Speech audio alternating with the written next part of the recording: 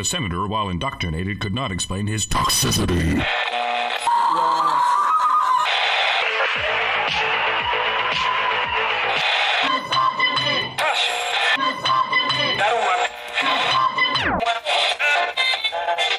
You should not listen to men's rights advocates if you want to know what they have to say. Hello, everybody, and welcome to Honey Badger Radio. My name is Brian, and I'm here with Prim Reaper. Hello, Prim. How are you? A little overwhelmed with schoolwork, but, doing what I can. Okay, well, I'm glad to have you here, and as always, and I'm sure that the chat is also excited. And this is the Men's Mental Health and Call-In Show, so we'll be taking calls. We're calling this one Father's Day, Daughters Most Affected. I know it's a little late because Father's Day was a little while ago, but we had some scheduling conflicts. But I figure it's still okay for us to talk about this Father's Day story and just sort of Father's Day in general. So if you guys want to be a part of the call-in show, there is a Discord link in the description. Click on that. You don't have to have the Discord app downloaded. It opens in a browser as well. That will take you into our Discord. If you don't have an account, you have to set one up, but it's very simple to do. And then essentially you'll go into a screening room where drippers will, make sure that your audio settings are right, get your question or whatever it is you want to talk about, and then they'll bring you into the call with us so you guys can talk to us live on the show. So please go to that link. I hope that you guys jump in there. Otherwise, I guess we're going to be talking about this Father's Day story that Prim sent me. Is that right? Yeah. And I mean, just based on what you were saying earlier too, actually, I think it's kind of glad that we gave it a little bit of time after Father's Day. Really, Father's Day should be about, the actual celebration of fathers. And the less we bring this crap to light on those kinds of days, the better, I think. Yeah. That's a good point. I usually don't want to talk about, kind of politics on a day that's just supposed to be, as you say, a sentimental day that, is just supposed to honor someone for what they do or the role that they play in our society and so on. So thank you to fathers for Father's Day. That's enough of that. One other thing I wanted to throw out there, just a small tech thing, in case you don't know, there is now a Dissenter browser. If you don't have it, I suggest you get it. I'm using it currently right now. If it will let you move all of your passwords and everything from Chrome into it, and the Dissenter browser is a lot less of a resource hog than Chrome was, and it also lets you use you can dissent within it. So, and you don't have to have a Gab account, but it's all like encompassing. So yeah, check out the Dissenter browser. I'm currently using it right now to host this show, and I dig it a lot. And this is not like this isn't a sponsor. This is just me saying I like the Dissenter browser. It's free. Go get it if you are interested. So anyway, while we're waiting for people to go into the call-in show room, the green room, I guess we could call it. Let's take a look at this article. So would you like me to read it, or do you have something specific you want to say about it, or what? No, I feel like just reading it and going through it and criticizing it as we go along is probably the best way to go about it. Yeah, definitely. No shortage of nonsense in this article, I guarantee it. All right. Yeah, here's a stunning and brave article from, I think this is MSNBC or just NBC, NBCnews.com/think. This is their opinion. I guess it's their opinion page by Catherine Booney and Soraya Chamali. Clearly American-sounding names. They said, this Father's Day, dads need to listen to why their daughters are so angry and join the fight. Subheader is, fathers are often mystified by their daughters' displays of frustration, but when they challenge their own biases, girls benefit, and so does everyone else. Move over, Dad. Yeah, pretty much. Yeah. This Father's Day, we want you to work. That's basically what they're saying. Yeah, don't pay any attention to you. Pay attention to your daughters because, you don't deserve any attention, I guess. Yeah, exactly. By the way, guys, if you're feeling a little shy and you don't want to go into the screening room, but you still want to send us a message, you can use super chats. That also works. Or go to the Feed the Badger, and there's an ICMI fundraiser there.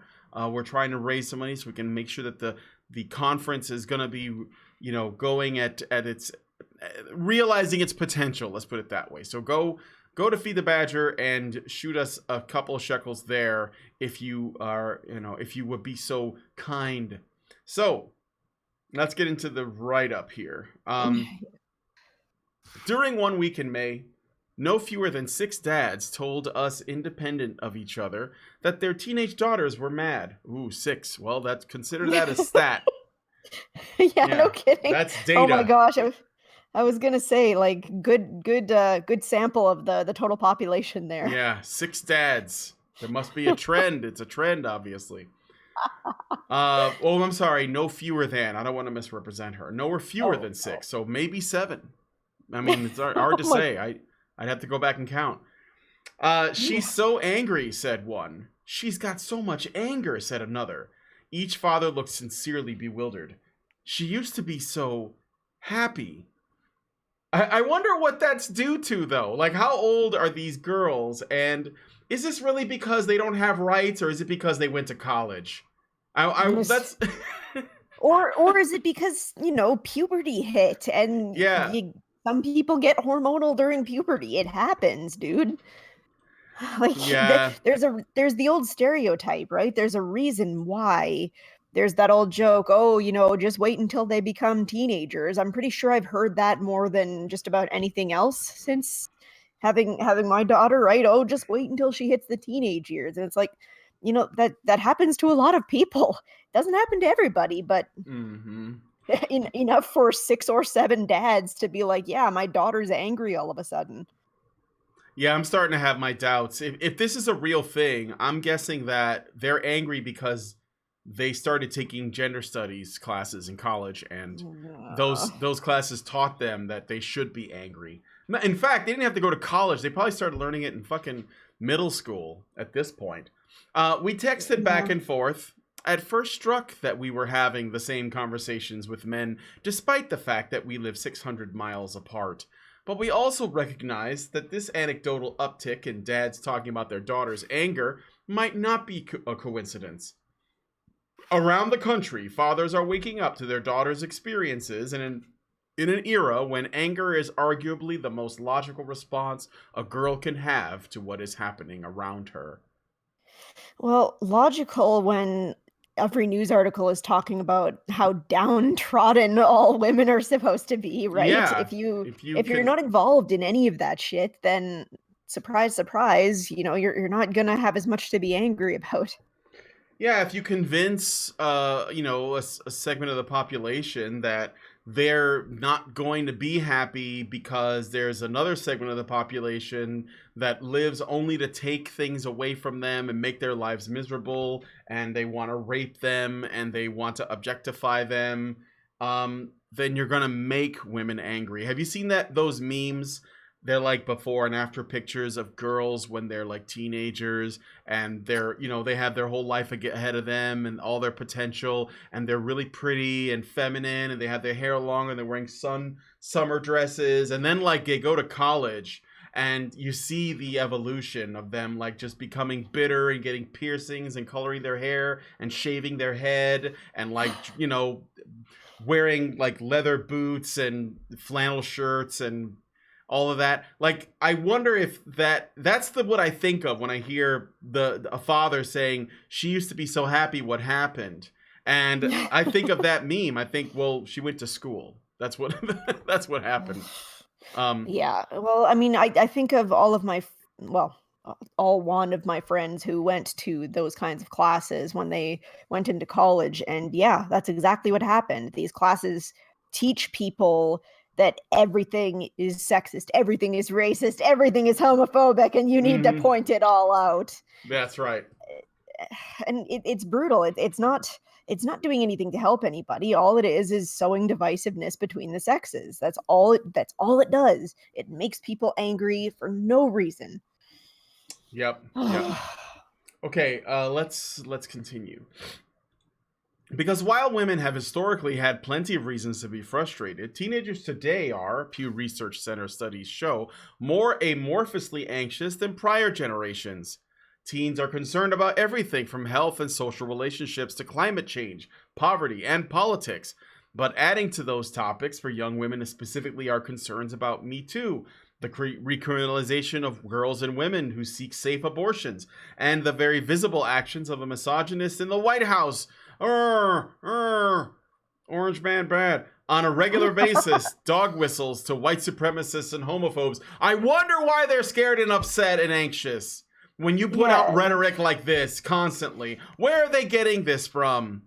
These crazy this is how you make people a bundle of nerves. You tell them exactly what this person wrote. Well, exactly. Like everything is out to get you. I mean, like, there's a lot that can be said about Donald Trump, right? Like, I mean, obviously the guy is not exactly going to be confused for a brain surgeon anytime soon.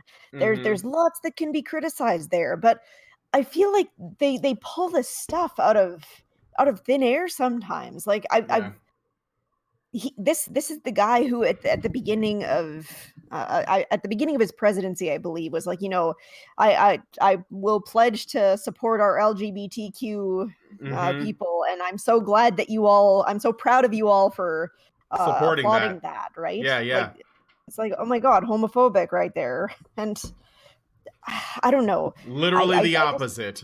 Well, Literally. exactly. And like, I don't know. The guy flip-flops a lot on certain things too, right? So I mean, I guess if you want to pick on things to be angry about, you can find things, but like let's be realistic about it, right?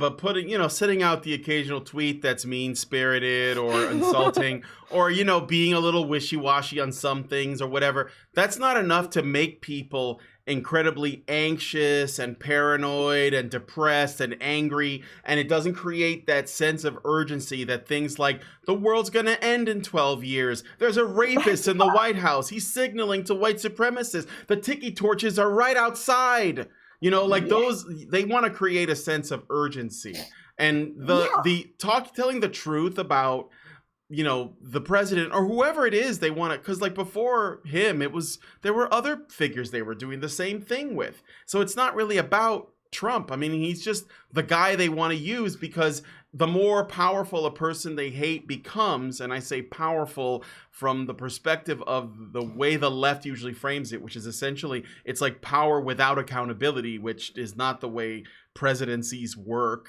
But they think of it as this unchecked tyranny. It's like, no, that's not how the system works at all. But like the higher up somebody is, that becomes the target. Before the election, it was like guys like Richard Spencer who had no power. He was just some guy, and they were just like, oh, he looks like a threat. Let's make him let's make him into Sauron and put him on the like right at the edge of our vision and tell people that he's coming to get us in our sleep. It's just fear mongering, and I think that's how you create. And I know this is true because this is how you create anxiety in people. But I know this is true because I've seen people who I disagree with, who are feminists, like Liana Kersner, say that she's seen studies that show that media, like video games, for example, don't actually have that much of a capacity to change people's behavior. However, things like news media do, because people think that what they're being told is the truth, so they trust it, right? When you're playing a video game or watching a movie, you know that what you see is fiction. So you're not really likely to be influenced by it. But when you're watching something that is supposed to be informative and truthful, like a documentary or a film, and you have not a film, a documentary or a news program, and you don't you're not the type of person to go back and make sure that it's accurate, then you're most likely to believe it and therefore be influenced by it. Yeah, exactly. And it's really terrible. You can see exactly how this sort of stuff is negatively impacting people, right? They talk about people being more anxious on average. And it's just because of the culture that we live in, the way that they're actively trying to stoke these feelings in people. Mm-hmm. You know, like people who are anxious all the time, who are in a bad state all the time, you know, they're Go ahead. easier to yeah, they're easier to manipulate, basically. Mm-hmm. It's ugh. You know, Yeah. and another thing they mention in this paragraph here, like the recriminalization of girls and women who seek safe abortion. I could write an entire video on the abortion topic, but one thing that I am seeing most common in people who are talking about it is that they're saying the whole goal of the abortion laws is that they're trying to control women. That's that's the whole narrative they're trying to push out there. I made an actual post about this a while ago, and I said, you know, they're not trying to control women. The whole Mm-hmm. thing about that is that they believe a fetus is a baby, is equivalent to a baby, and they believe that it is murder to kill the fetus. They believe that is immoral, and therefore they want to prevent the killing of the fetus. It has nothing to do with controlling women. That's not what their goal is. These people are talking to these people like they're looking at it from their perspective. Yeah. And don't get me wrong, the other side does that too, right? They say, "Oh, you're good with killing babies." And what we have here is just these two sides talking past each other with their own colored vision of the world. You like killing babies. You want to control women, and everybody's missing the goddamn point about it, right? Mm-hmm. And we're never going to be able to have a realistic argument about Well, like yeah, I think that we should be able to have an honest discussion and get down to the facts. But unfortunately, from what I've seen, the people on the side of the debate when it comes to abortion specifically that want to talk about it from the perspective of whether or not the growing person inside is a life and therefore deserves rights, and at what stage that is the case, they actually want to have the discussion. The ones that don't are the ones that think that women should always have the right to abort no matter what, hands down, because it's her body. And they don't want to have a talk about it because if you say, well, it's about the life of the child, they say, no, it's about the mother. And if you don't agree with us, then you hate women and you want to create the Handmaid's Tale. And that's all I see. Like, I looked around. And from what I've seen, that's the way that it's always one-sided, in that there's one side that wants to talk about it and one side that doesn't. And I'm not talking about the politicians, because fuck those people. They're just trying to get votes. I'm talking about people that are interested parties in the actual discussion. But before we move on, I just want to tell you guys, I saw someone in the chat saying, what's the number for the call-in show? It's not a number. I know that call-in is not quite exactly the right way to describe it, but I don't know what else you would call it. It's a link to the Discord. You go into Discord on your computer, and if you have a microphone, that's what you're going to need, is a microphone and headset or something similar. And you'll pop into the screening room with drippers, and there you will be prepared to join in and essentially talk to us. So click on the Discord link in the low bar. You don't have to have the Discord app because you can use it in the browser, although I believe the app is a bit more efficient than the browser. But it doesn't really matter. You can do it either way. And it will work on your phone and or tablet. So, try that. False advertising. No, it's in there. How is it not in there? It is in there. I just copied and pasted it in the live chat as well, so you can click that there too. Yeah, it's in the low bar, but it's also in the live chat. I totally put it in the low bar. If it's not in there for you, I don't know what to tell you. Try refreshing the page, maybe. It's been there since before the show started. If you click learn more or read more, you'll find it. Yeah, just click and it'll open. Yeah. So, okay. So anyway, let's keep reading a bit more. Oh, I got a super chat from Ciara de Flora. She gives us $5 and says, I think living with no TV for years helped red pill me. Taking the time to actually read and research things made me more skeptical of news media. Yeah, good for you. I wish I had that when I was young.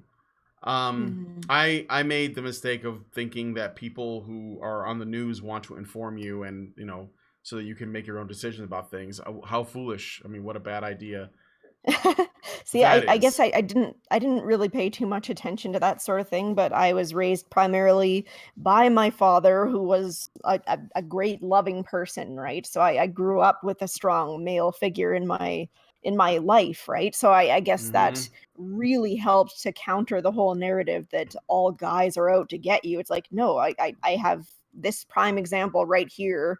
I have lots of great male friends that are clearly not out to get me. Like, where is this coming from? I don't understand it. Exactly. Okay.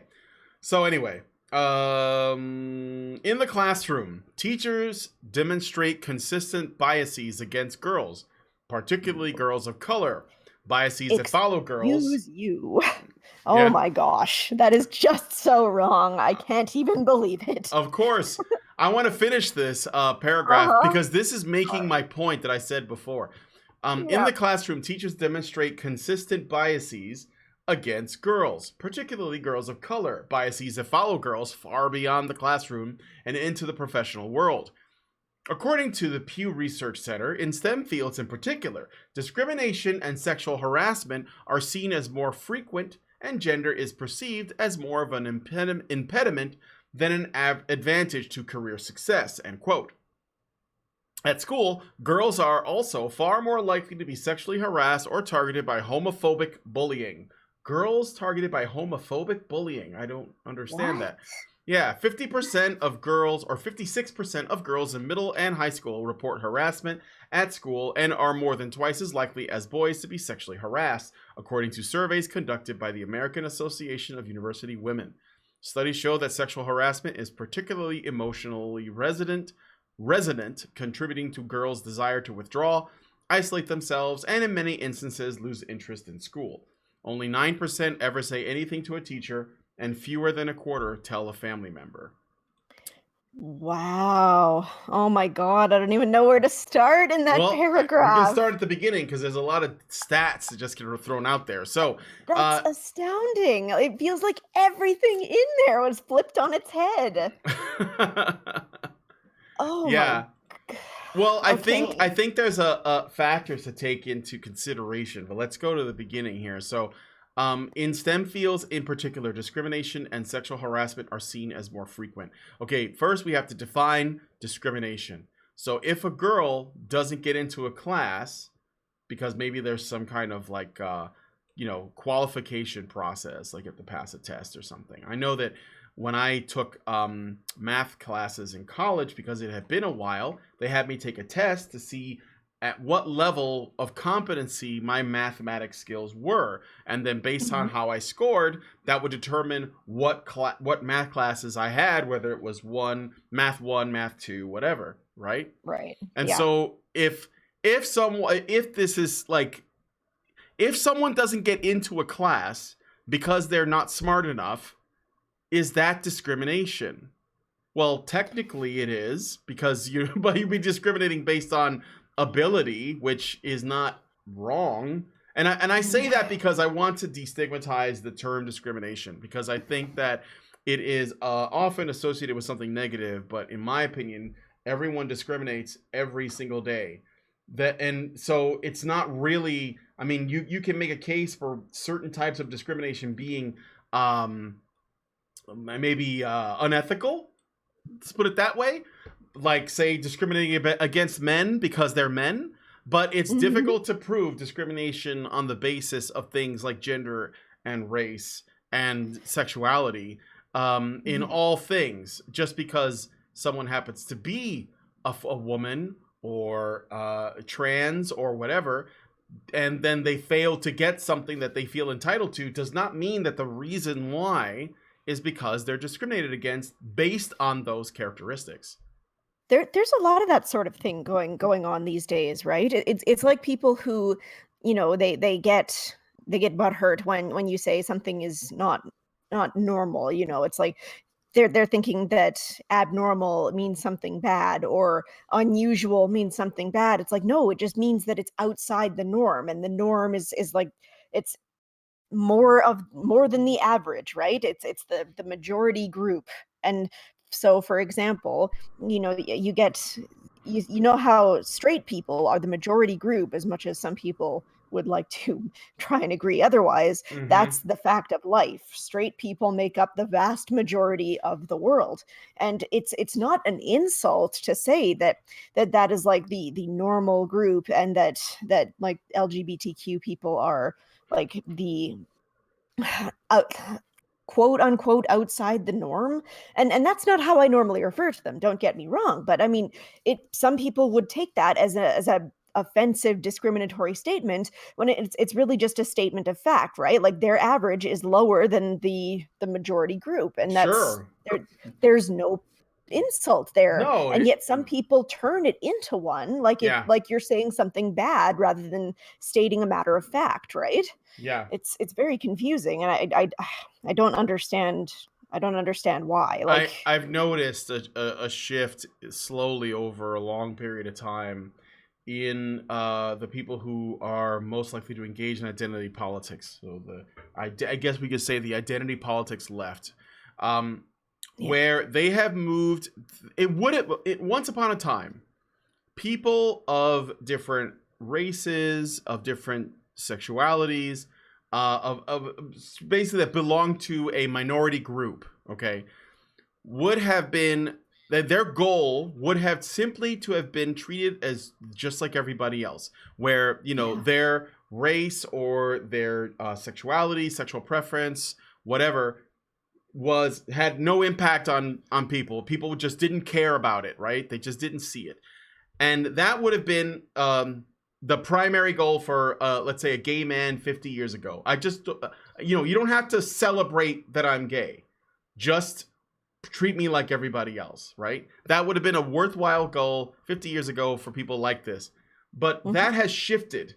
This is the reason why, leftists don't think it's enough for you not to see people as gay or black or whatever. Now you have to go out of your way to celebrate that, and it's become like the goalposts have moved from what I think is a good goal would be for you to treat me like everyone else, but then when you get treated like everyone else, bad things still happen to you because some people treat you like everybody else, so they could just be they could not give you what you think you want, or they could be assholes to you or whatever. And now it's not on the basis of any of those sort of innate characteristics. So now they want more. They want to be celebrated for what they are. This is the reason. Have you ever noticed that whenever leftists are gathered together and they're talking about their experiences, or they start a conversation about anything, they open with, as a blankety blankety blank, fill in identity here, right? As a trans woman of color, as a disabled, Aboriginal American female, whatever it is, those, because they want special privileges for that. And so it's not enough to simply be treated like everyone else. This is my issue with feminists, right? They don't want to be treated like everyone else because everyone else is men. They want to be treated better than men. They don't want equality. No.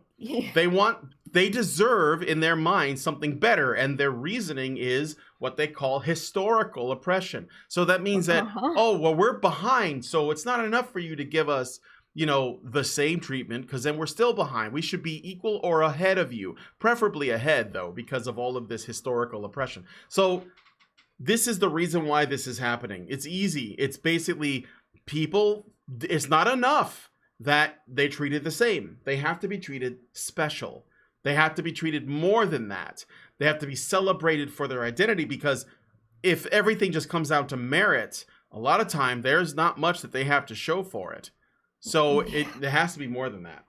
Okay, again, no one's going in the Discord. Guys, click on the link and get in the Discord. Join us in the call-in show. This hurt my feelings. Okay, go ahead. Yeah, we're not going to judge. Yeah. I was just going to relate what you were saying to the next point, right? How girls fall far behind in boys in the classrooms and things like that. It's like, but that's not true though, right? Like we've seen how, like, what is it now? 60% of college graduates are now women, right? Yeah. And we see how they're taking away things like recess, and they're lessening phys ed and things like that, and all of these more kinetic ways of learning that boys tend to be, more They drawn tend to to in their thrive earlier in. years. Yeah, they thrive Yeah, more in those. Yeah, sure. yeah, in their earlier years, and we can see how boys are falling behind, and yet these guys are still pushing the narrative that girls are behind.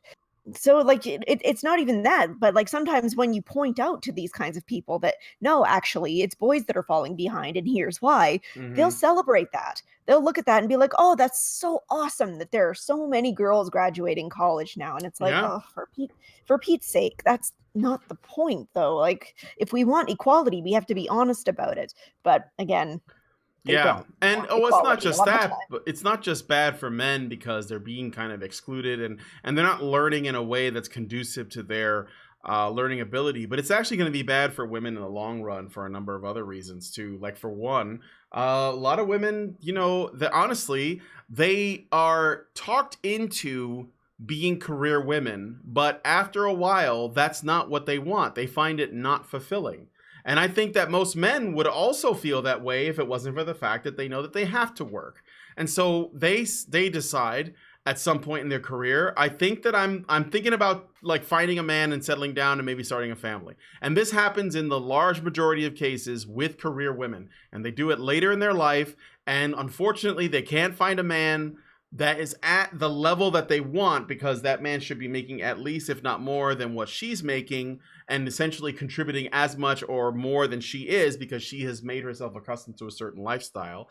And those men are few and far between because they're not doing as well as those women in education. So there aren't as many success stories for men, right? That number will become flipped to the point, and because women are pickier than men, they're gonna have like a smaller pool of guys to choose from. And Mhm. so, and also they're going to do it later in life. And so this is not making them happy either. And I'm not making the argument that women shouldn't pursue careers or that they should just be housewives. I'm not doing that. But if Oh, you don't of course not. no, but if you don't consider that might become a thing, because what a girl wants when she's 20 and what a girl wants when she's 30, that you have to consider the long game. Is this what I want? And I think that educators and feminists, they don't think about the women. So this is what what I'm getting at my point is, in the same way that they consider when a woman is very successful, that they're doing better in colleges and they're doing better in the kind of middle class area in terms of the median, let's say yearly salaries. Like, women are actually doing better than men, right? In like the middle somewhere, which is Mhm. where the bulk of people are. That on the one hand, it's not just bad because men are losing out because they're not being educated in a way that's conducive to them, and so therefore they're not going to do as well, and women are doing better. But it's also, like I said, feminists don't care if women are actually doing what they want. Feminists care that those women are doing what feminists want, which is to essentially succeed and like start companies and become CEOs and all this other stuff. They see it like that, like, oh, they're doing that for us and look at how awesome they are. But those individual women that are doing those things, they may not find that is satisfying to them in the long run. So it's all like, it's like just playing with chess pieces that represent feminist interests, and those are the male pieces and the female pieces. They're just playing with them without considering that those people are human beings with lives and goals and aspirations, and those things shift and change. So we have a couple Yeah. people in the screening room. Yay! So drippers, I'll when you get a chance, tell me who you're gonna send and maybe what their question is. Let me see if it's in the. Does he normally put it in the general or the screening channel? I'm not sure. Hopefully in the screening channel. All right. So Albert Nada version 2.0 gives us $5 Canadian and says, by the time men are that age, they are already married. Yeah, but the most men, I think that more and more men are not getting married. So that's another thing to consider, because there aren't as many women, and a lot of guys get they become genetic dead ends. Like, a large percentage of men become genetic dead ends. All right. Yeah, I think a lot of people in general are getting married less, in fact. Yeah. Mm. Yep. Getting married less, having fewer kids, it's going to result in a dead society, unfortunately. But it's true. So thank God Prim pumped out a baby. Just a couple Oh more, my and goodness. well, we need more. We need more smart kids like you. That's why I'm Aw. saying that. So Well, I we'll do our best. okay. Well, I mean, I don't. I know that it's not like easy to do that, but when you're feeling up to it, let's have another one. Yeah. But anyway, like Natty, she's like nonstop pregnant. I that girl's just constantly, spitting babies out. She's like some kind of she's like one of those monster generators from Gauntlet, just like these very pretty orcs coming out of her. Anyway, so let's go on to the next. I'm waiting. Oh, Rob needs advice on seeking therapy for low self-esteem and feelings of worthlessness. Okay, Rob, send Rob in. I'll just drag him in here. I hope you're ready, For Rob. sure. I'm bringing Rob inside of the chat. Let me All just right. let them know. I'm just gonna sending him in right now. Hello, Rob. Welcome to the call-in show. How are you? Doing all right, I guess. How are y'all? Good. Very, very busy. Fair enough. Yeah, All right. go ahead with what you wanted to say. So I was hoping to get some advice on how to seek therapy for dealing with depression, low self-esteem, and lack and aversion to seeking help. Well, I mean, I think, I mean, especially in the aversion to seeking help thing, I think an easy way to start with that is definitely to start by looking online. You can look online and you can start seeking out. You can see the therapists in your area, and you can see what kinds of um, models they practice under. So you can see things like whether they practice feminist therapy or cognitive behavioral therapy or behaviorism, Okay. um, Well, the things like that. therapy I would seek is actually going to be through the university I attend. Would there be a way I could look in the university for that? Oh, I mean, I think it depends on the university. Like one way that you could try and do this sort of thing, if you're comfortable with it, is try to call in and ask somebody there. Okay, if there are counselors at my university, it's like, okay, well, what do these counselors practice under? Just ask them the model they practice under. There was actually a whole video that I did a few months ago, I think it was, on the Honey Badger radio channel about how to select a counselor, right? So there were a couple of questions in that video that you can even ask a therapist. You can meet with them in person before doing an actual session. A lot of the times they'll let you do a meet and greet. So there are some questions in that video that you can actively ask them that will kind of give you a good idea if they would be a good fit for you or not. Now, I'm sure I could find that video, and I can probably post it in the live chat. But yeah, that would be what I would suggest starting with for sure. It's just that kind of thing. Okay. Can I ask you a question, Rob?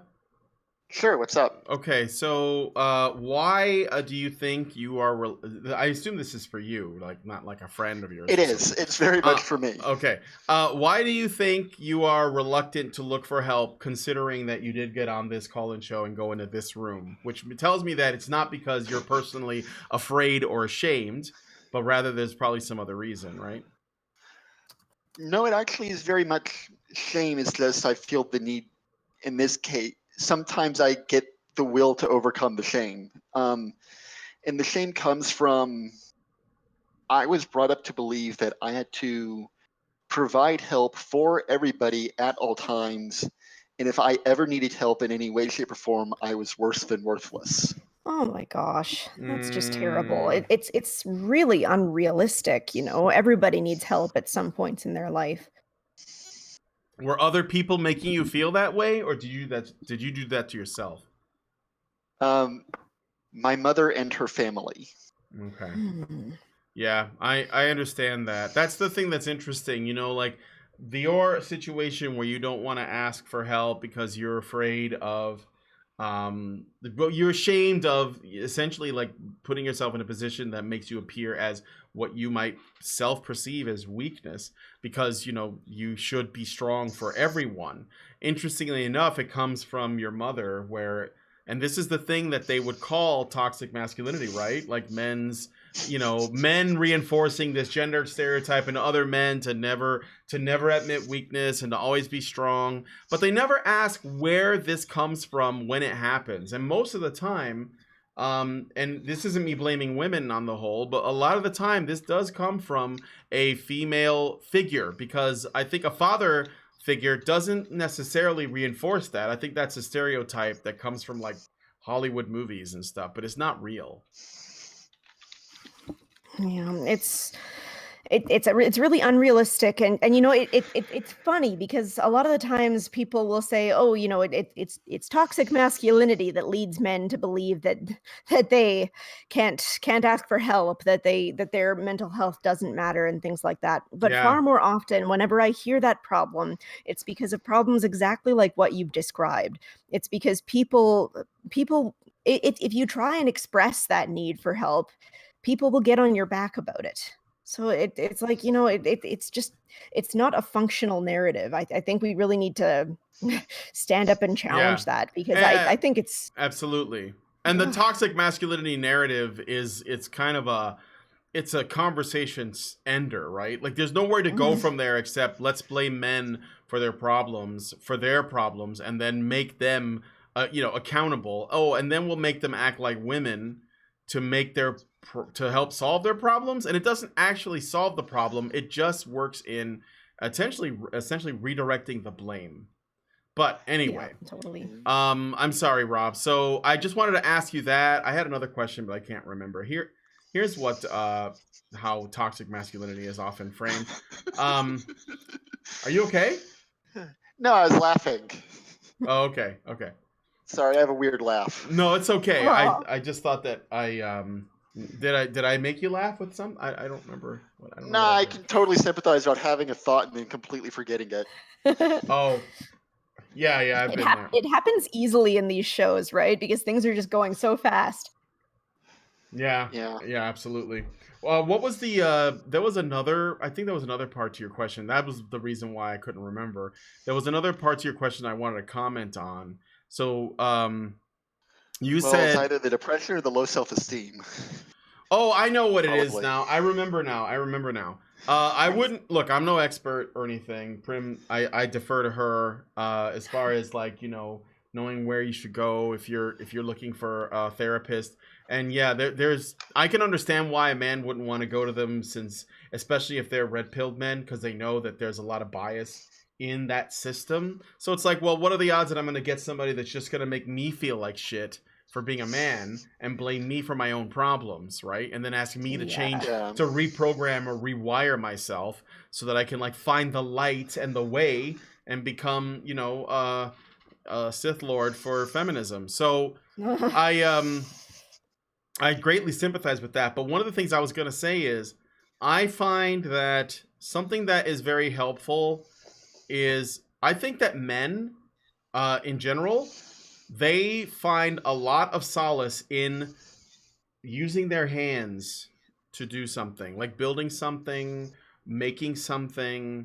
I don't know if that's something that you like to do. Like if you have hobbies that involve using your hands or working with your hands. Not really. My main hobbies are video games. I tend to prefer the difficult ones because I want to be able to throw myself fully into it. Well, I'm actually going to school to be an electrical engineer, so once I get the training, I could actually have more training to actually do something like that. I Yeah, think well, that. and I mean, Oh, go ahead, Prim. Go ahead. sorry, I was just gonna say, it's not. It's no good to generalize like what men need or don't need in therapy, right? Like some are going to do well in talk therapy, some are going to do well in the kinds of therapy that Brian was just describing. I think that can be great for a lot of people, but I think the important thing is just in having a sense of what you need. And sometimes sometimes you're not always going to know exactly what you'd need. So it can be worthwhile to kind of test and try a few different things to see what fits. But I think that video that I linked in the live chat a few moments ago has a couple of good questions that are safe that you can ask people to give you an idea if it's going to be a non-starter right off the get-go, because yeah, you have the right to seek out a therapist that's going to work for you, right? So nobody's going to get on your case about asking those questions. Or if they do, well, you just know that they're not going to be the right therapist for you then. Okay. All right. Well, we got to go on to the next caller because apparently that person's on a bit of a time. She's pressed for time, or he or she is pressed for time. So, do you have any final thoughts? Like, was that a satisfactory response, Rob? No, that was great information. Thank you very much. Oh, no problem. Thank you so much for coming on the show. All right, Rob, I'm going to move you. Yeah, you too. I'm going to move you back into the screening room, and I'm going to bring in Saucy Ann of ARC. So, thank you, Rob. Have a good one. Okay, now I'm going to bring in Saucy Ann of ARC. Hello, Saucy Ann of ARC. Hello. Hello, Good welcome to hear the from call. you. Good to hear from you too. All right, I guess go ahead with whatever you have on your mind. So I came across this article, 2 days ago now.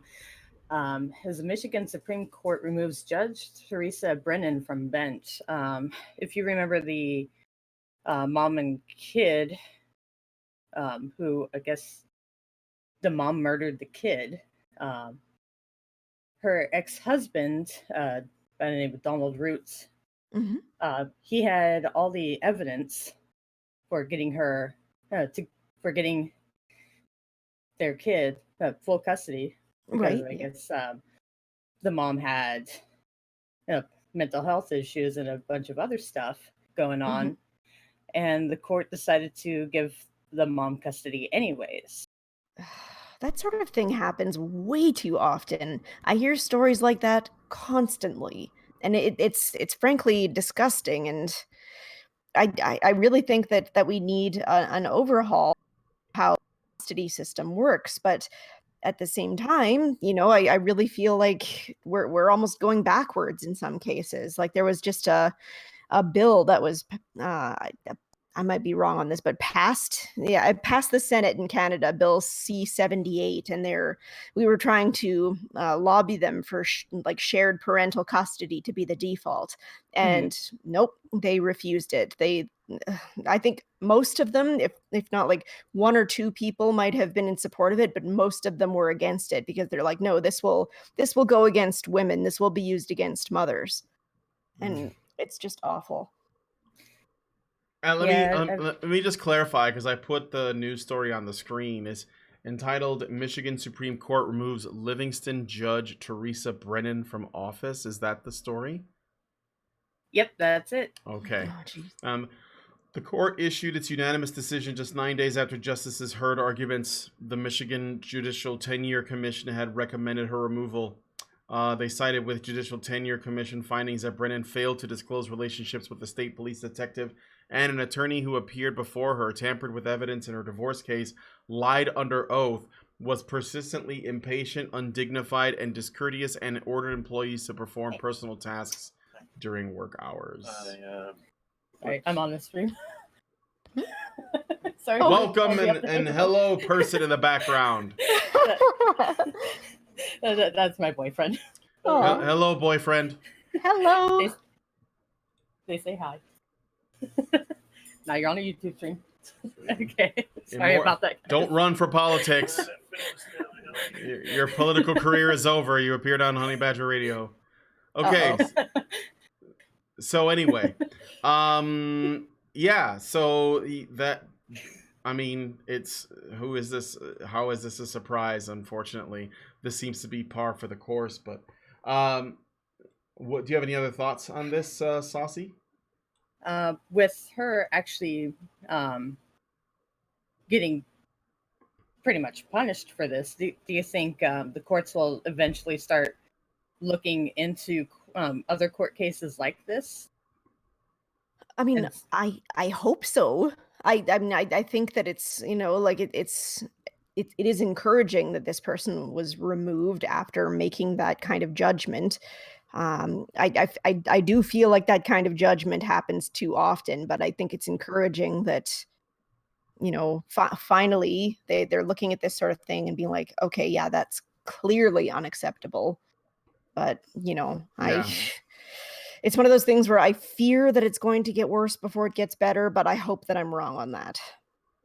yeah, exactly. It's mind-boggling that it's happening in the first place, but with our current social and political climate, still not too surprising. Yeah. And this is this is a you said it was the Michigan court. I think Michigan is a pretty notoriously corrupt, politically corrupt state in the U.S. So they probably have lots of other problems. So it is actually kind of surprising that this worked out the way that it did. But I'm glad. I suspect that these things are going to be rare, like that they'd even come up. So I guess we'd have to observe if there's any pattern. If there's if justice works out this way in the future. But Detroit's pretty messed up. Michigan is messed up, and I say that as somebody who lives in the most politically corrupt state in the entire country, Illinois, because of Chicago. So I have no shame in my game, and I accept that wholeheartedly. Yeah, I've met people who were shot and or stabbed more than once from their quote unquote friends. Wait, in Chicago or Michigan?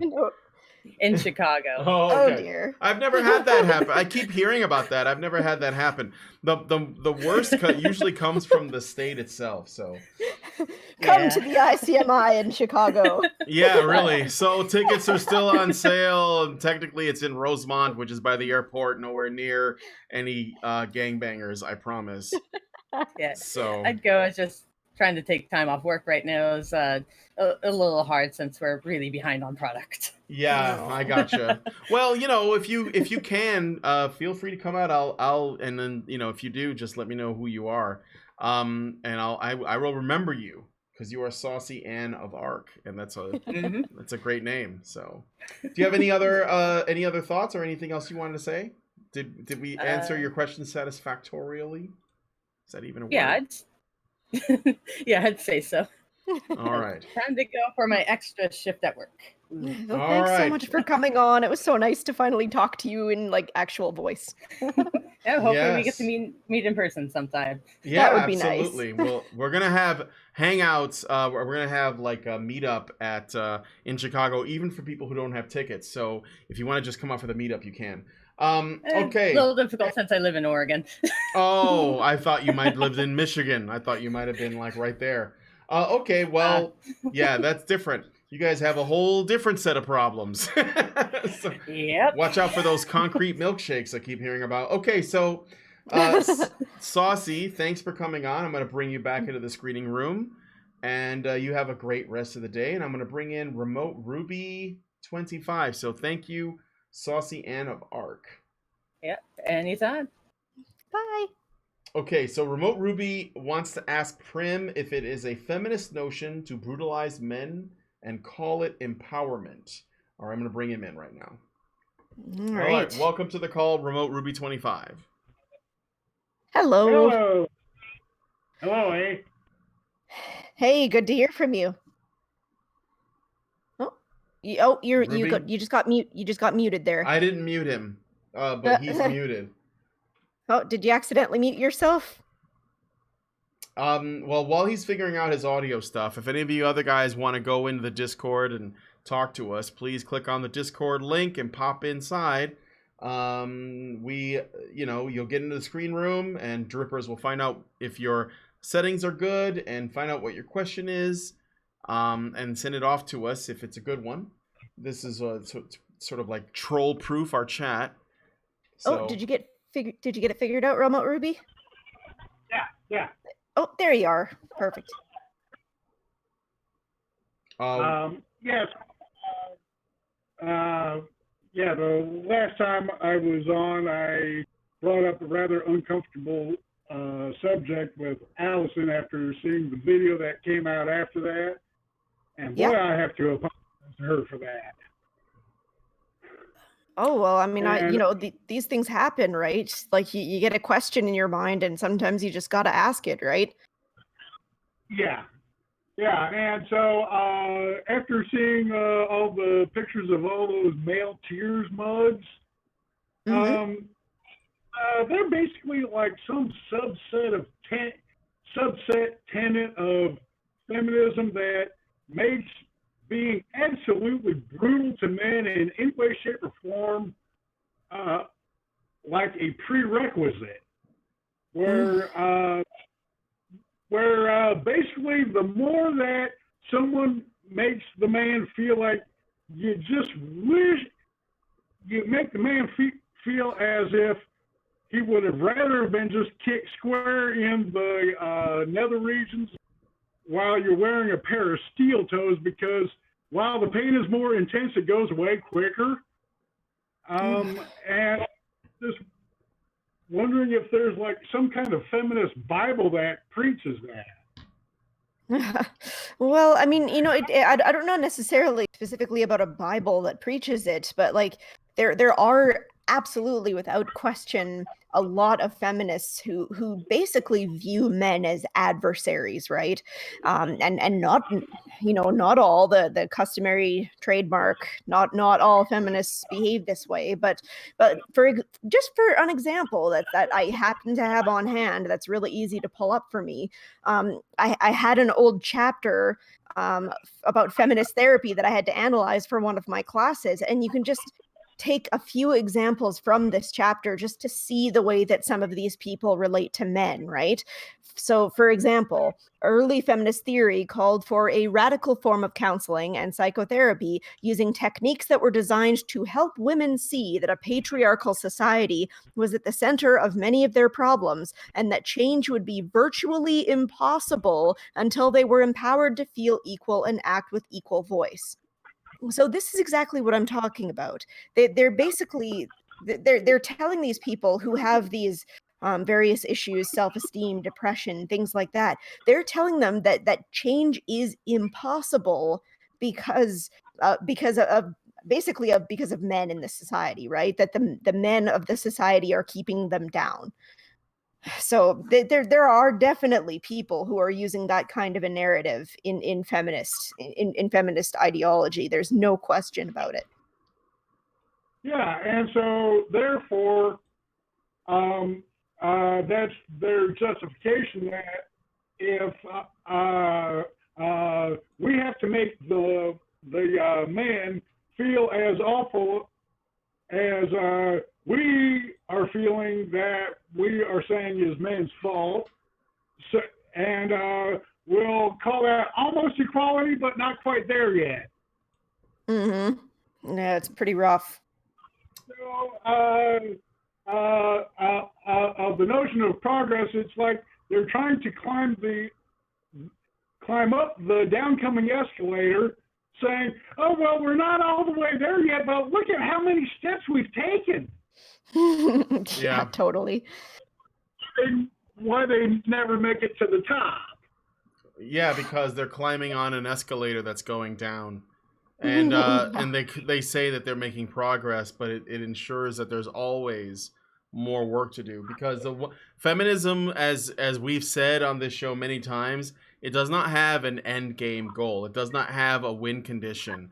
The only thing it has is constant grievance, constant division, and a constant need for more feminism. That's the only thing that it wants to do, is create more of itself. That's why it's cancer, because it's all it can do. Cancer spreads by essentially creating more cancer cells, and it doesn't have a goal except making everything. Even if it results in its own death, it doesn't know that, because all it knows how to do is make more of itself.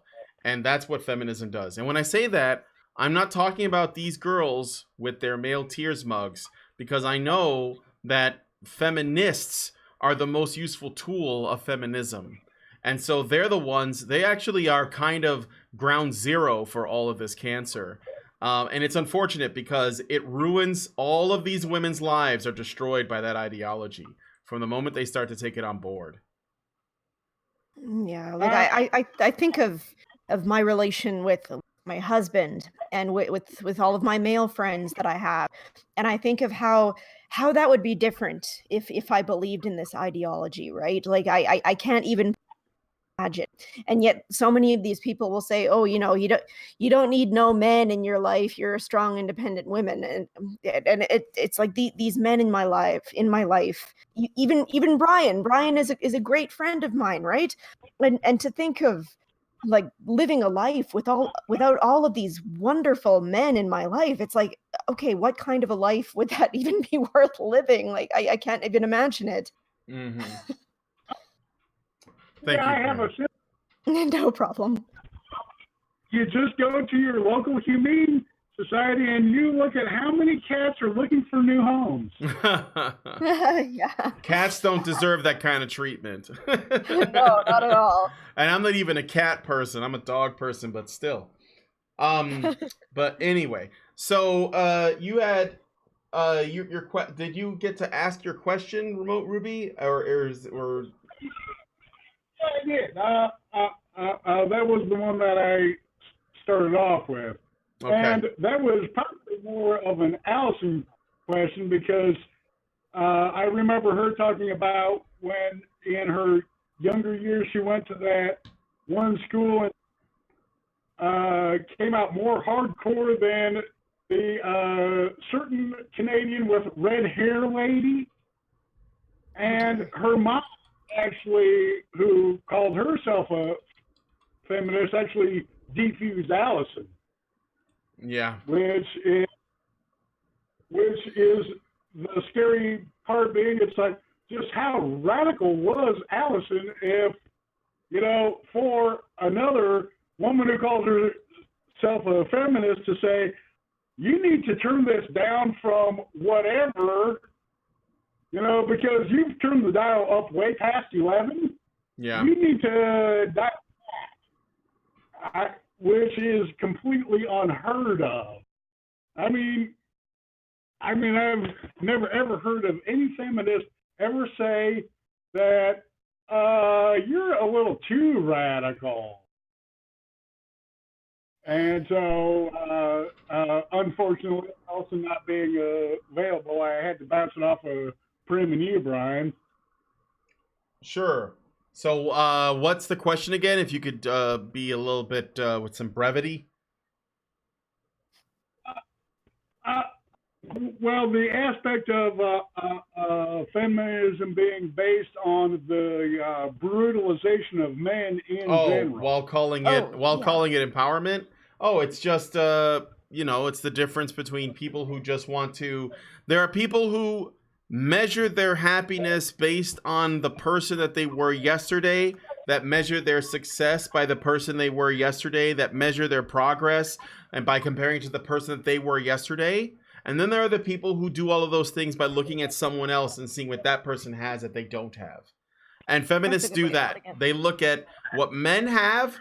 They don't understand all that comes with it. They just look at it and they say, oh, and they also do the apex fallacy, right? They look upwards. They say, oh, the most powerful men, the men that I give a shit about, not the homeless men, not the veterans that aren't getting, that have fought for our country and they've been dismembered and mangled and deformed from, going overseas, not the men who are suffering with all kinds of other issues, not the ugly men, not the creepy men. Those men are not the one I'm looking at. We're going to look at the top guys, the most attractive, the most powerful, the most rich, the most influential, the most famous, and we're going to say, why am I not like that guy? It must be because the world is unfair. Those men took something from me, and so because I feel hard done by, and the cause of it must be that those men cheated me, like took something from me to put me in this position,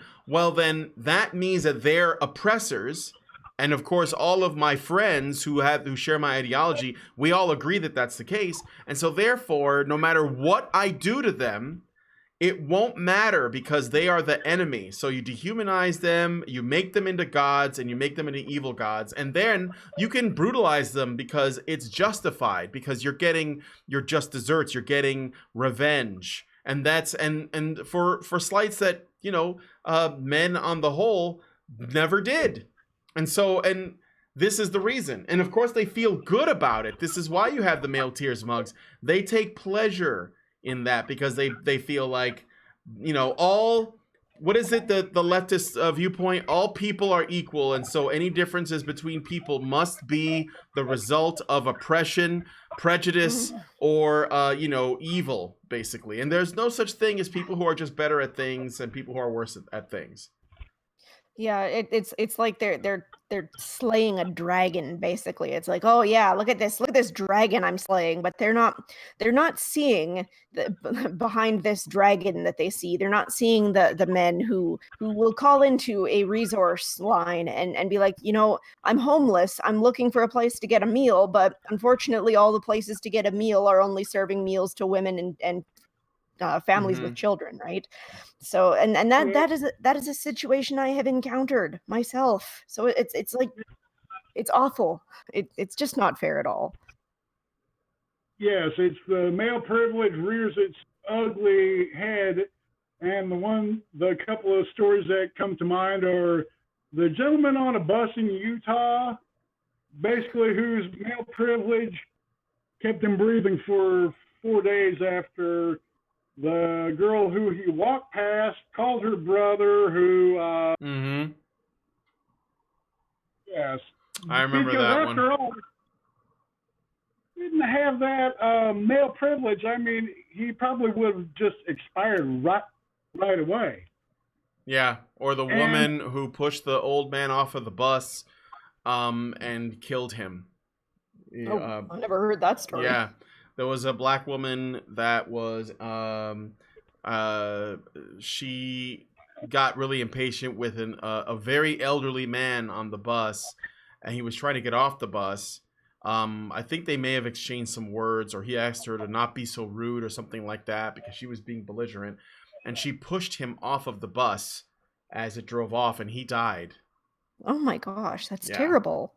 As far as I know, nothing happened to her. As far as I know. I heard that the LVPD started looking for him only after he stopped drawing breath. Yeah. But he was in the hospital for 31 days before he died. Yeah, that's possible. Yeah, I don't know the details of the story. We did cover it on the news show, but that was a while ago. Yeah, but see, I'm sure that there's some feminists out there who would probably try to put 2 and 2 together and come up with 6 and say, yes, but look, his male privilege kept him going for 31 days while he's unconscious and on a ventilator. Yep. Oh. Because they'll just see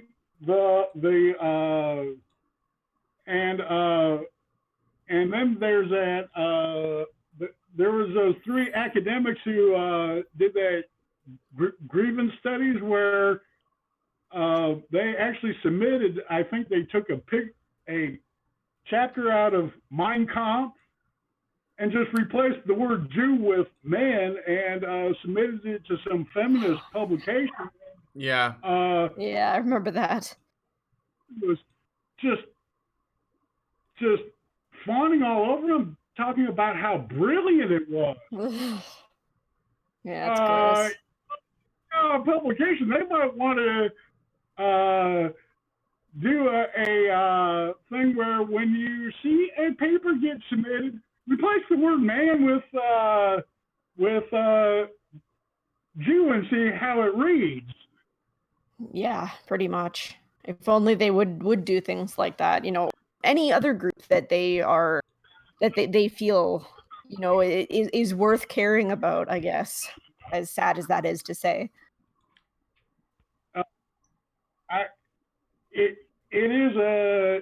It's just such a god awful situation so many times that I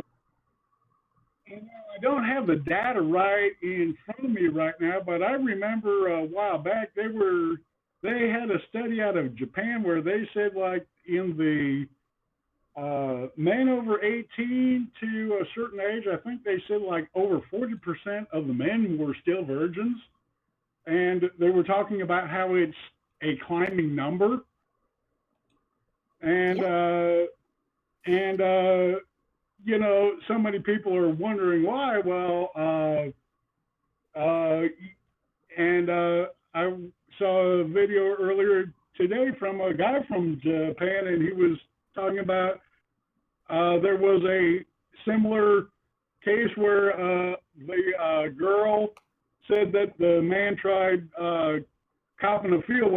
Well, one hand was holding on to the strap so that you don't face plant when the driver hits the brakes, and the other hand was holding a briefcase.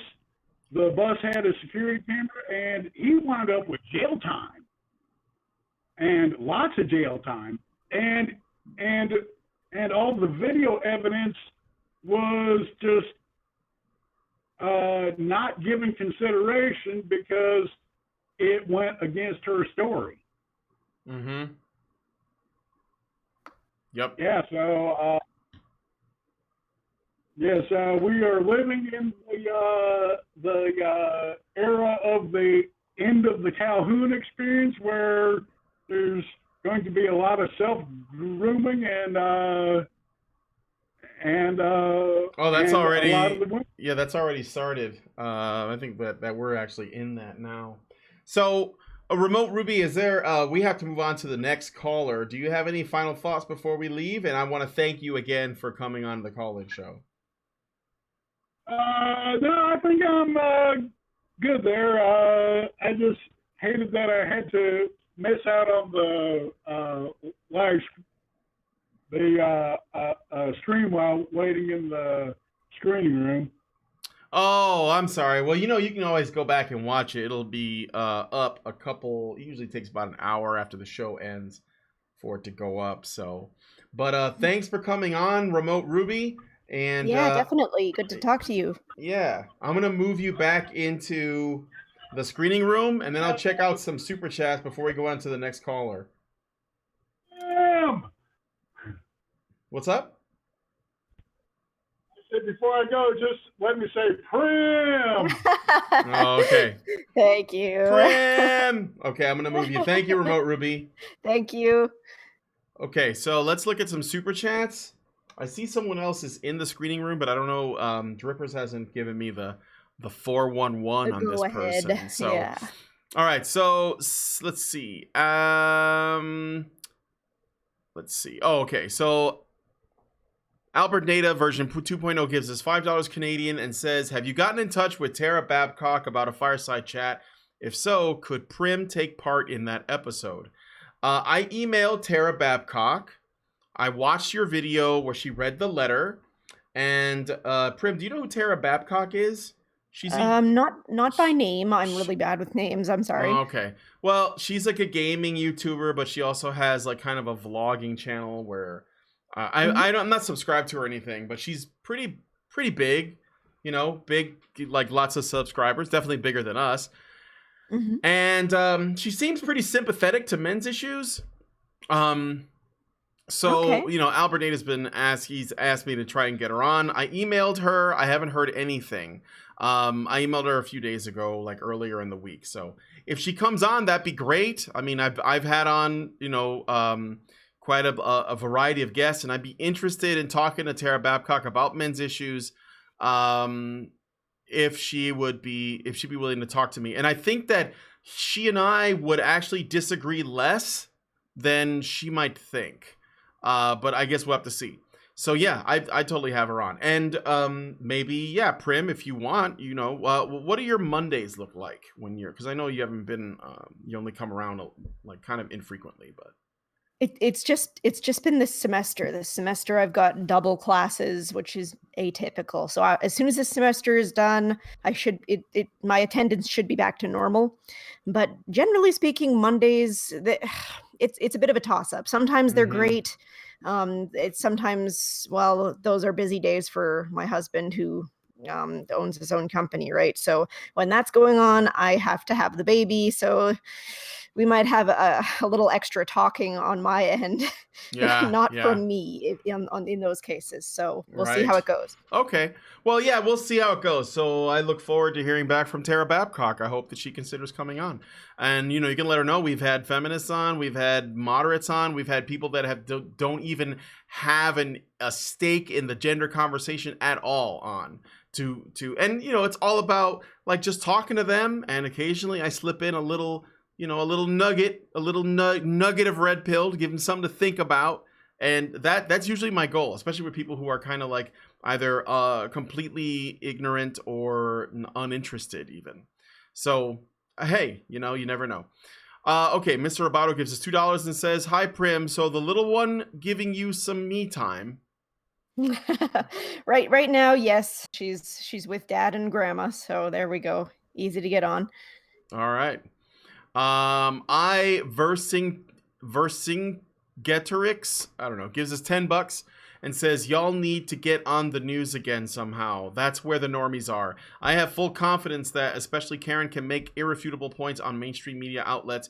Red pills everywhere." Karen's actually been doing a lot of interviews, but mostly it's been on conservative outlets, AM radio, things like that. And the reason isn't because, we're a conservative YouTube channel. It's really simple. The reason is because the conservatives are willing to talk to us and the leftists are not. And I'm being very specific when I say leftists. I'm not talking about liberals. I'm talking about leftists. And there is a difference. And because the mainstream media is mostly controlled by the left, they won't talk to Karen. There's no way. So it's going to be difficult because they don't want to talk to us. They'd rather we just went away. And I think this is also the reason why we have like this new, I was just talking to Prim about this kind of rising leftist part of YouTube. I guess we call it BreadTube is what a lot of people call it. And they've been making a lot of like video responses to the red pill. We did the response video to Big Joel recently. And now there's another channel that's even bigger. It's like 500,000 subscribers. It's called Knowing Better. They just did a response to the red pill as well. And so it's an uphill battle, man. It's an uphill battle. But but we do, we get out there when we can. And Karen she's been doing a lot. This is the reason why we actually haven't been able to get her on as often, is that she's been doing a lot of appearances on other podcasts and AM radio. She was on, what is that? Do you remember that old radio call-in show with Adam Carolla and that psychologist guy? Do you know what I'm talking about, Prim?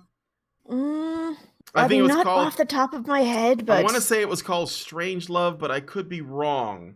But it had anyway. Adam Carolla no longer does the show with this gentleman, but that gentleman does his own show, and Karen was on his show. Sure, Loveline. Thank you. That's it, Loveline. I can't remember the guy's. Is it Dr. Drew? Dr. Drew. Yes, that's right, Dr. Drew.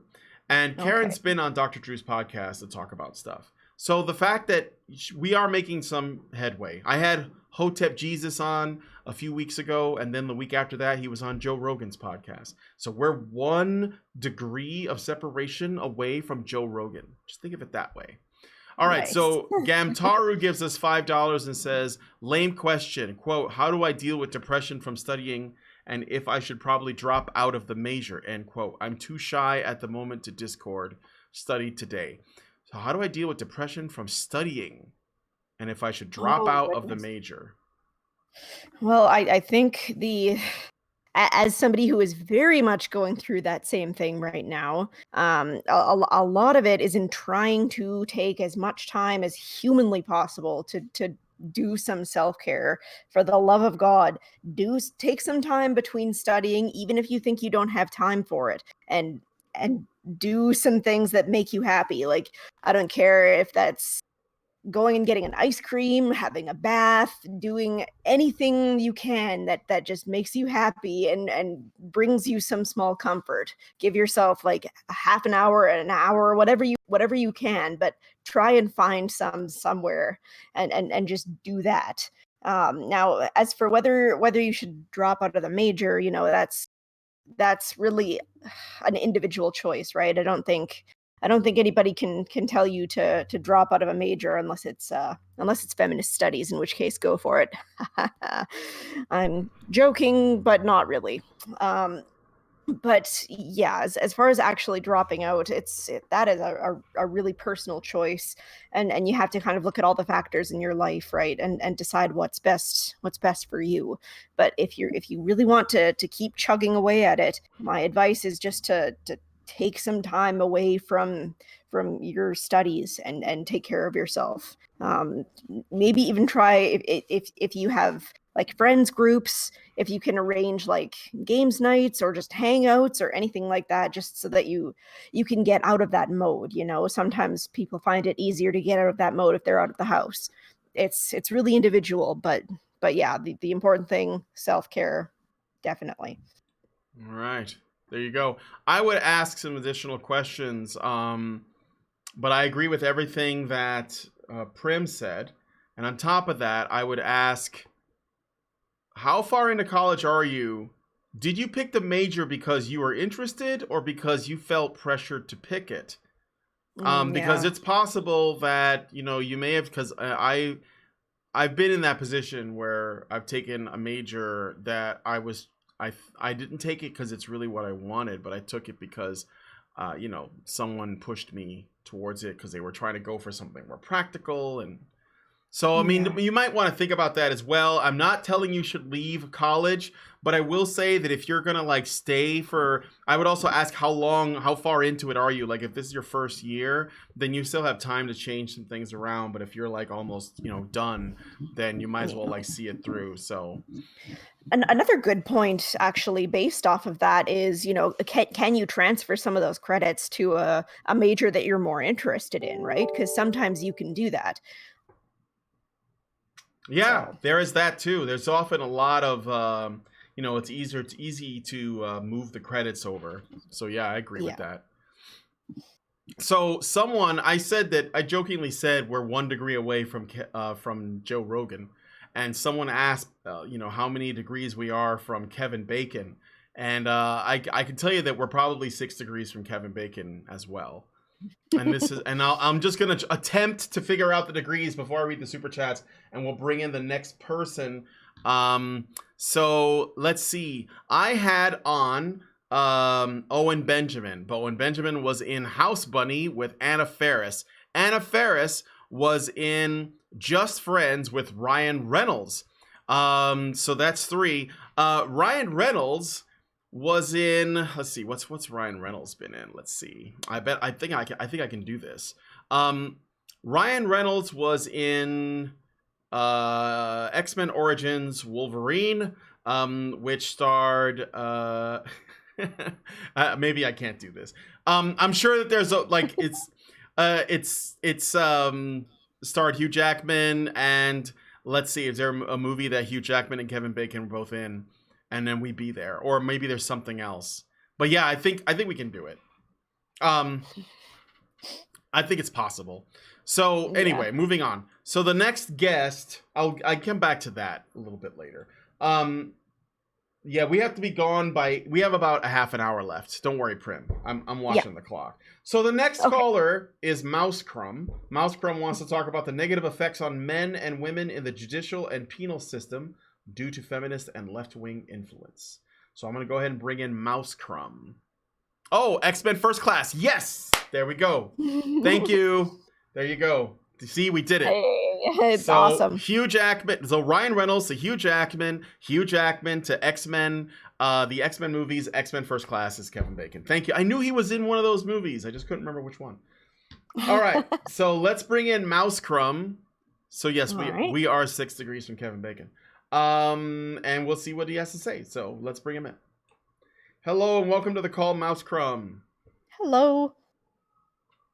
How is your audio? Is it working? Are you there? Hello? There we Yes. go. Hello. That was shocking. Hello, I'm here. What's up? All right. Well, what's on your mind? Too much, but I have one specific thing. Okay. I was wondering if you all had given any thought to how a lot of the feminist led things that have been put through with our law enforcement and prison system regarding how they conduct interviews, how they conduct investigations, and especially after someone is incarcerated, how they are kept, how the certain classes that are given to inmates have been putting far more men in prison, have been causing a far higher recidivism rate in inmates that do get out, and have been keeping many more women out of prison, especially because they focus on the victim always being right, always being believed, and the men always being the aggressor no matter what, even if it's blatantly obvious to anyone viewing objectively that a man was attacked by a woman, or in any other circumstance that the man was the victim. Yet in most instances, the rules and regulations that are being enforced now show that it's always the male's fault, and that they're the one to be taken away from the situation and incarcerated in many cases. And so you have these women out on the street, and in many cases in custody of children who should not be, and these men oftentimes who had never committed crimes, or who should be, say, in a halfway house or out on parole or probation, I should say, who are being incarcerated and being turned into repeat offenders. And am I making sense?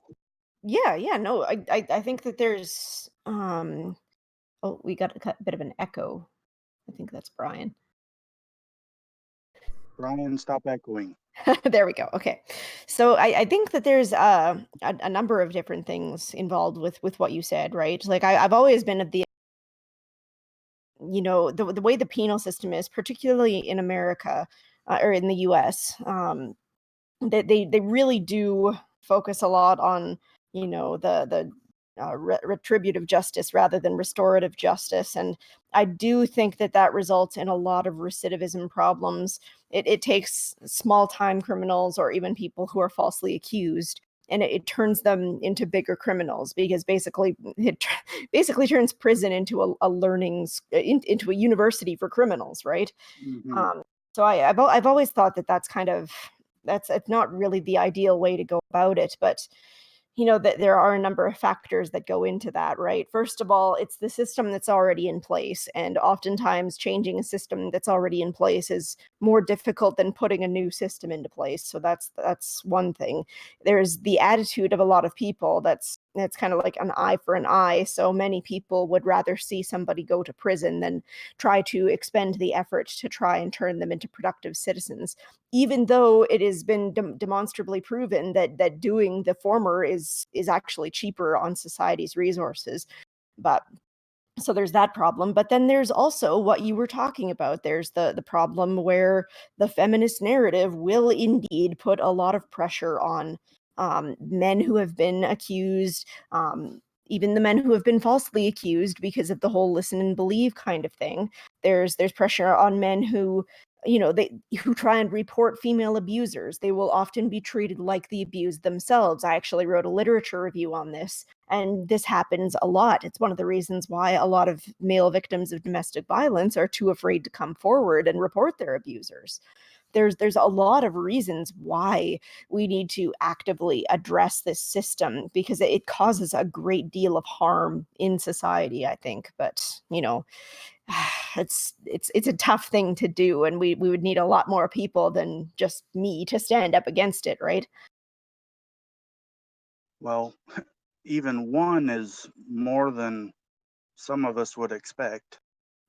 Yeah. Well, I mean, I hope that, everybody listening to the show, like I know that a lot of these people, they would love to see changes. It's we just got to get enough of us, basically. And I know it's optimistic, but I really hope that we can. I think that we've gradually gotten more and more people who see what's going wrong in society and who want to make those positive changes. So Yeah, it's either that or we just lose. I want to try something really quick. I'm gonna hang up and then rejoin because the okay. the echo is a glitch. It's not natural. It's not supposed to be happening. So I'll be right back. Doesn't like you. Okay, I'm Yeah. back. Is there an echo still? Sometimes there is for the first few seconds and then it goes away. Oh, maybe it's, yeah, I'm not hearing an echo now, so we're chill. Okay, cool. All right. Is that a satisfactory answer to your question, Mouse Crumb? Well, I wouldn't say it's satisfactory, but it's I mean, definitely is it thank you. it's an answer, right? I mean, yeah, it's It's not an like it's answer. great news, but Now, I've had experience with this exact situation where, having absolutely no experience with not even a traffic violation before, being thrown into the American legal system all at once and experiencing pretty much everything that can go wrong going wrong, and seeing from the inside how everything is set up to make certain members of society, let's say, fail. yeah. And What's interesting about that there's is we know that we have a legal system that is informed by feminist doctrine. I'm not saying that all of the judges are feminists, but what I'm saying is that it's sort of like the normal default setting for people. That's like that's they prioritize women's well-being, you know, in all things, right? It's just like the normal setting. And it's an easy thing to do because we're sort of like that by nature, and then feminism just kind of cranks it up to 11. But what's interesting about it is that a lot of activist types that hate the prison system accuse it of being racist, against black men, against Latino men. But what's interesting is that if you look at the gender disparity, it's night and day compared to the racial disparity, and Oh it's yeah. really a male issue. So you could almost, if you were like wanted to get all like rules for radicals about it, you could almost make the argument that the feminist legal system is racist against men of color. Yeah. Well, and I mean, also, like, the people will see women committing the same crime as men, and it's just a woman. She's not as dangerous as that man is. So they'll give her a lesser sentence, or even argue that she shouldn't have to go to prison at all. Well, I know that in my own case, if the genders of in my case had been switched, I would not have been the one going to jail. Mm, Just to yeah, let you no, know. that's And it's not fair. It's a terrible injustice that happens that causes that sort of also, thing. if I'd been more white than Native American in the place I was living, Hmm. but my red pill moment was maybe a little harsher than others, but it yeah, I learned quite a bit from that experience, and it made me realize that there are a lot of men, especially in the prisons of this country, who need all the support they can get. And there are a whole lot of them in there that really should not be in there at all. Yeah, Mm-hmm. no, absolutely. And I'm really sorry that you had that. Yeah. All right. Well, Mousecream, if there's nothing else, we're gonna move on to the next person. Do you have any final thoughts? Just to say that I've been a subscriber for as long as I've known about the Badgers, and I appreciate every single thing that all of you do. Well, thank you Thank so you much so for being a much. subscriber and listening. The more people we have watching and talking about this stuff, the better. And I hope that I hope that we see you again on another call-in show with another topic. I'd enjoy that. I hope you all have a good day. All right, thank you. You you. too. You too. Okay, I'm gonna move you into the screening room. Thank you, Mousecrumb. All right, so let me just look at some super chats, and then we'll bring in the last. We're gonna make this the last person, I think, unless it's really short. Maybe we can do one more after this, unless Maybe, yeah. unless you want to go back to this article. I mean, this is kind of filler, but we could. Yeah. Okay. It's whatever works, honestly. All right, so let's see. Albert Native version 2.0 gives us $10 Canadian. Thank you, Albert, and says, I wasn't happy with some of the things Tara said while reading my MRA letter, so I'm taking a break from her. You could try contacting her on Facebook. Well, I mean, if you have her, if you could tell me how to reach her on Facebook, I could try. I understand where you're coming from. I think that Tara is, she's doesn't seem to be the type of person that wants to engage in really intense political discussions, specifically about gender. She just wants everyone to be treated equally and be happy and stuff. So you may come across as a little bit intense for her, and I think that might be why she responded that way. But I don't know. So I'm willing to talk to her. And like I said, thanks again for the donation. So Linux Freebird wants to ask the Badgers Union, I guess you mean opinion, wants to ask the Badgers' opinion of Tulsi Gabbard, Democratic presidential nominee. Prim, do you know much about Tulsi Gabbard? I've seen her, but I haven't really seen much about it. Okay. I figure I'll probably have to defer to you mostly on that one, but yeah, okay. I have heard a few things. All right, so let's bring in Linux Freebird then. Okay. Welcome to the call, Linux Freebird. Hello. Hello. Hey, good to have you on again. All right.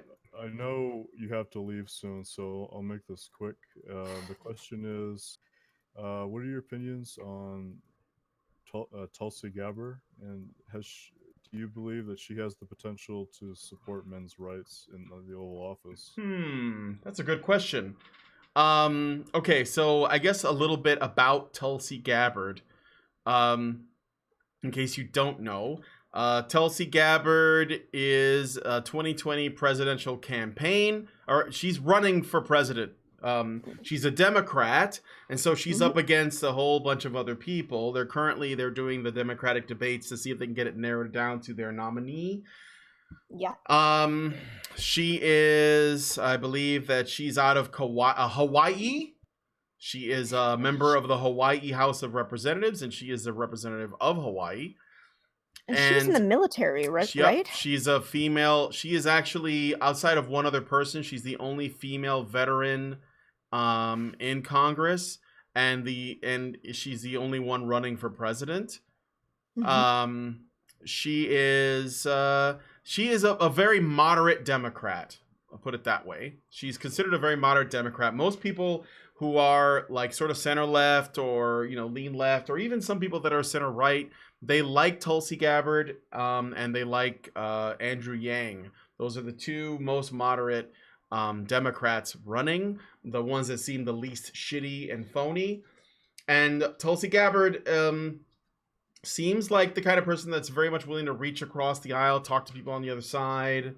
So very reasonable person. That's why she's probably not going to get the nomination, but very reasonable nonetheless. Oh man, it's so discouraging, because I think, of everything that we had talked about, I really think that military background would probably be a big help towards because Oh yeah. towards getting her to help understanding men's issues, right? Because she's worked alongside men in really severe like conditions, right? Like that. Well, I mean, I Well, guess during her debate, she never used the word man or men, but she said stuff like, I support my troops, I support military people, I support my veterans," which statistically implies men, but I don't know.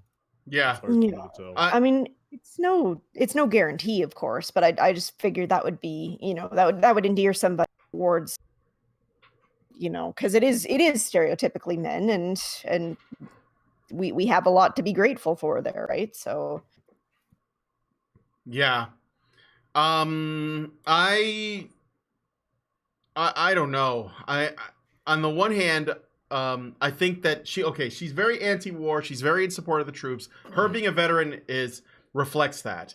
And I think that as far as recognizing the military as a kind of predominantly male entity, I wouldn't say it's a men's issue, because obviously there are women that serve as well, but as a primarily but impacting primarily men, because it's mostly men. I don't think that she's going to gender that discussion. I don't think that you're going to ever hear that, but I don't think that that matters. I think that as long as she is what could be a good thing is in that it is still implied that she is in support of, essentially like getting out of wars. And she's very anti-war. She's very anti-interventionalist, as far as I can tell from what she said. And I guess in a way that is a good thing. Yeah. I don't really have a problem with her, except for a couple of things, but they're things that people may not think are men's issues, but I think inevitably they impact men more disproportionately. But I don't think that they will ever be framed that way. And I think that it's kind of like, it's a difficult case for people to take on in that regard. Like, I think that, for example, she's in support of universal health care. That means that she's in support of really high taxes. That means that she's in support of taxing men more, because they will be the ones that pay the majority of the taxes. I'm wondering if that's because she's not experienced with global financial responsibilities, and she thinks that simple things like raising minimum wage and increasing taxes isn't that big of a deal. Right. No, I think that it's possible that it's that, but I don't want to be too dismissive and just say it's because she's ignorant. It may just simply be something that she believes. I know that, the people on the left, even the well-intentioned ones, okay, they believe that if you don't use the government to help people that are struggling, then it's kind of like it's immoral. It means you don't care about them. And I think that what often comes out of that is unintended consequences. So I don't know how she feels about borders. I think that I hope that she's, because you can't be pro like welfare state and pro and open borders at the same time. That's ridiculous. But like, those are little things like we can go into. But as far as Democrats go, she's probably the best one. I'm not gonna lie. I mean, hey, at least if you do get universal, you have to crowd if anything else happens, right? What was that, Prim? I just said, hey, if at least if you get universal health care, you won't have to crowdfund if any other health problems come up, right? Oh, yeah, I understand that. I think that, but without going too into it, because that'll come into a whole. I think that universal health care comes with a whole bunch of other problems. So it's not that, the fact that I could benefit from it doesn't, for me, change my opinions on it. I think that it comes from a place of, but in the long run, this is a really bad idea. See, it may work for Canada, but you guys have 1/10 the population that we do, and you don't have Americans spilling into your borders wanting that stuff. It's actually pretty difficult for us to get citizenship in Canada, because that's why a lot of Americans, they threaten to go to Canada interestingly enough, they never threatened to go to Mexico, but that's a whole other thing. They threatened to go to Canada, but they never go through with it because it's a long process. I had a friend who was working on the process for years and years, and he finally became a Canadian citizen, but it took him a long time. I actually have a friend in the same boat right now, so I know what you're talking about for sure. Yeah.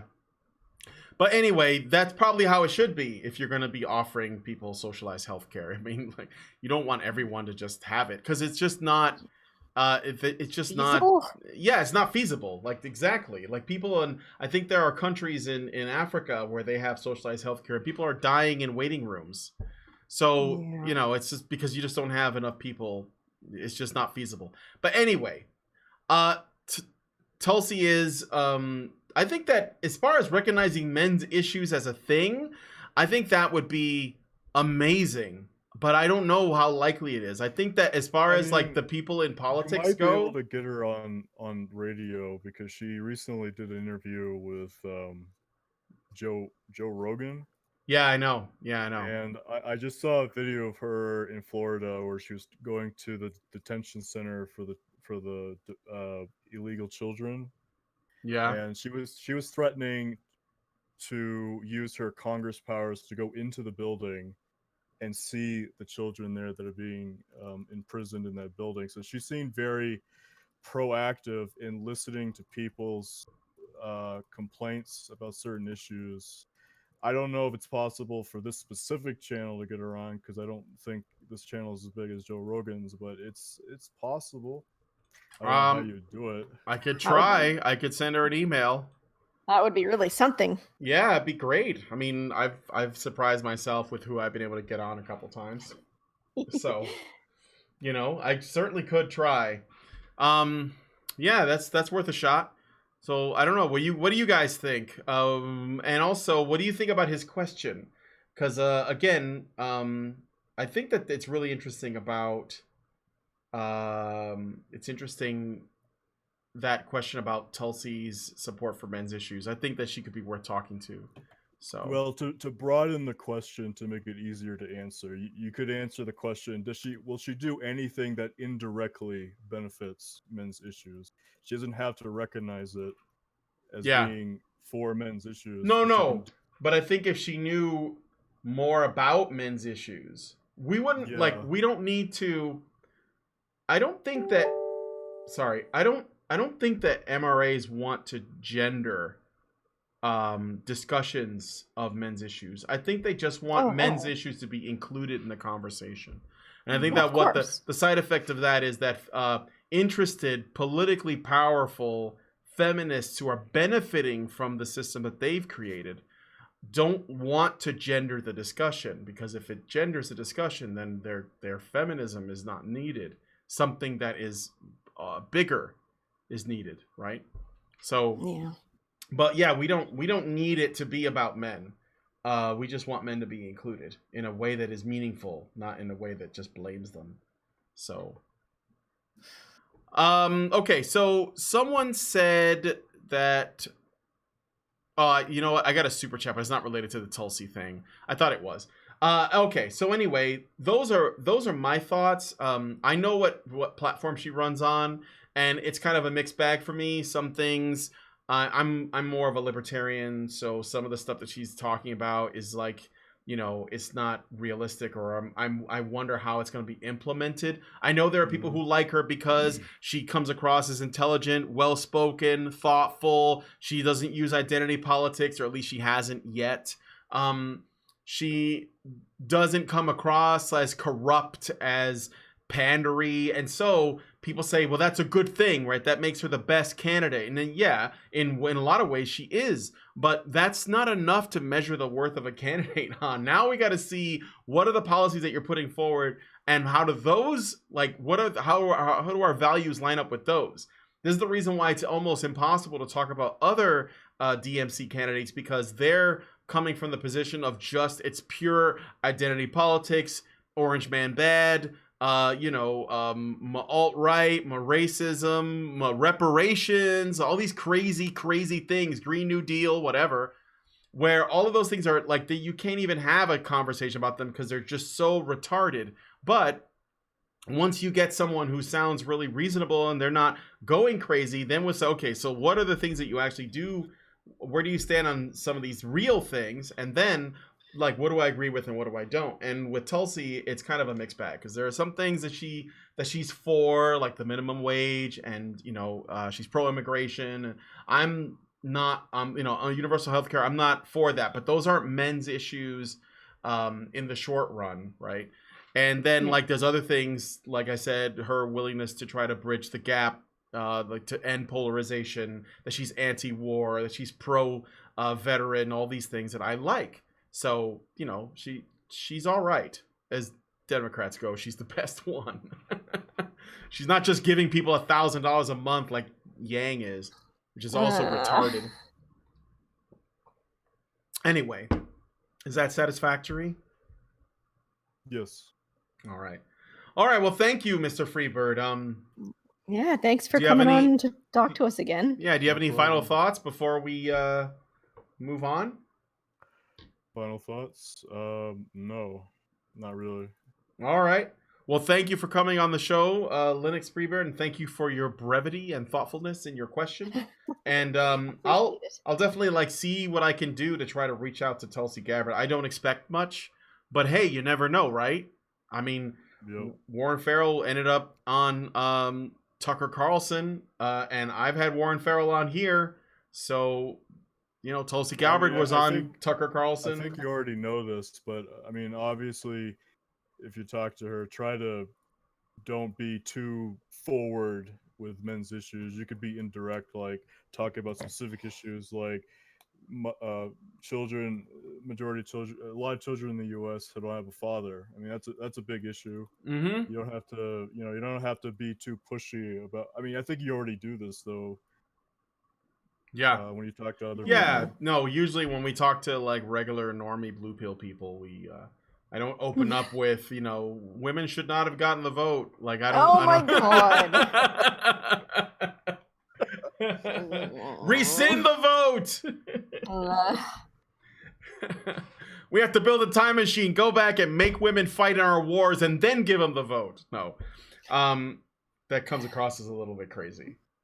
Yeah. Though I do agree with it. Okay, so anyway, thank you, Linux Freebird, for coming on. And I'm gonna move you into the screening room, and we're gonna wrap this up. So thanks, man. All right, take care. All right, you have a good one. They're there. Oh, I gotta get out of here. Whoops. I moved myself on accident. Okay. Whoops, that was an accident. I showed myself out. Man. Drippers is asking if there's gonna be an after show. No, there's not gonna be an after show. I have to go and eat dinner, and Prim has to go and take care of little people. So I see another person in the screening room. I don't know if she wants to come in here though. Luga. So I'll give her a couple of seconds. I'll give it a little bit of time to see if I hear from anyone. In the meantime, I have another super chat from Albert Nada. Gives us $20 Canadian. Thanks, Albert. Man, save some of your money, dude. Are you like rich? Are you a rich person? Because I mean, I appreciate all of the generosity. I just, Of course. Okay, he writes, why do you like them so much? Because the stand on a wall and they say nothing's gonna hurt you tonight. Not on my watch. Ironically, I think that can apply to most men who are actually worthy of being called men. Thank you for that. I don't like to use my personal thing, the idea that there is such a thing as a real man. I think that all men are real men, and I get what you're saying in terms of like capturing that essence of masculinity. But I try not personally, my personal preference. I try not to do that. Like I've never, even though I've had on like people who hate me and have insulted me and stuff, I've never accused them of not being real men, because I don't think that that's the kind of standard that I want to set. I think that's where the toxic masculinity narrative gets its strength from. That's why I don't support it, because I hate the toxic masculinity. And of all the feminist talking points, toxic masculinity is my least favorite. It's the one I hate the most. Okay, so is Luga, does she want to come in here, Drippers? Let me just ask her real quick. I mean, she's got her thing muted. Yeah. Oh. Well, So I mean, you wouldn't be able to maybe ask she's in just any hanging voice. around in there. I don't know. Maybe. I'd like to see Co one. Come in. There we go. All right, I'll drag her in. I'm dragging you in now, Luga. All right, Luga's in here. Hi, Luga. Oh, But she can't hear. She can't hear us because she has us muted and herself muted. Oh my goodness. Okay. Come on, Luga. We're running out. You got 5 minutes. Luga, you got to unmute yourself. There. I don't know why you're muted. Did you lose all your... Is it because you don't have any... No, I don't know. Did she like do a bad thing? I have no idea. I sent a message. Is she on punishment? Oh, she left. Let me bring her back in. Luga. Oh. She left again. Oh my goodness. Oh, she's probably having connection problems. We may not be able to talk to her. I don't know because we're almost out of time here. Yeah. Well, I'll give her like a minute to figure it out. Are you too busy doing an after show? Yes. We're not doing an after show for this one. All right. Now she's back and she dropped again. She's gone again. Shitty. She must have like super ghetto internet or something. Connection problems. Yeah. Oh man, that's rough. That's too bad. There she is. All right, I'll try to bring her in again. Get in here real quick. Oh my goodness. Luga, you're there. Can you hear us? Oh, you're here. Luga. Oh no. Come on, you're right here. Unmute yourself. You're muted. Oh no. She dropped. She dropped or she left. I don't know. She's you know what? Luga's shy. That's all. She's just really shy right now. She doesn't want to talk to us. I'll give her one more chance and then we're going to close the show out if she doesn't talk. Luga. But we love you. Luga, where are you? Drop a Discord invite link in the chat, please. It's in the low bar. It's in the description. Yeah, and she's already in here. She's just not. Yeah, I don't know why she's not talking. Speaking. Okay. Dropped again. Well, whatever. We can't talk to her. We got to wrap it up. It's almost time for us to go. So I'm sorry. There she is again. Hold on. I don't know. She must be having serious connection problems. Yeah. I did drop a link in the Discord in the low bar, like I said. So, okay. Well, that's it. We're going to have to close it out. But, well, I want to thank you guys for coming on the call-in show. I'm sorry that Luga never got her audio stuff figured out, but I'm sure that that's not entertaining for anyone watching. If you guys could, though, please show us some love by giving this video a like, subscribing to the channel if you're not already subscribed, and if you could, hit the bell for notifications. And be sure to continue the conversation in the low bar. And I already included a link to the story if you want to finish reading it, but it's basically like demanding that fathers, you know, deal with the damage to their daughters that feminism has already done, and essentially heal them by solving problems that don't exist. So, happy Father's Day? Yeah, really. All right, it says yes, she's good now. I'll try to bring her in one more time. Okay. All right, Luga? Hey, there you are. Oh my gosh, I can finally hear you. I kept coming in to where I couldn't talk. Yeah. And then I would go back to the screening room and I just kept going back and forth. Oh my goodness. Sorry about that. It's okay. Luga, you're echoing for some reason. Oh, okay. Give me a second. Yeah, put on your headphones or something. I can try. Well, no, because you can hear me with phones. Or you can mute when you're not talking and just like ask your question or make your statement or whatever. Yeah, I'll do push to talk. Okay, so what's up, Luga? Nothing much, just listening to the show. How about you? Oh my god. Very nice. Are you kidding? Okay. So is that... Well, I mean, I got kettle corn and I started eating it. Is that a little bit better? Okay, so Luga wasted my time. Oh, rude. I didn't mean to. I was listening to the show. I didn't know what else you wanted to... I thought we were going to talk about a topic that you would... No, there's no after show. We're still live and everybody can watch. They can all see this.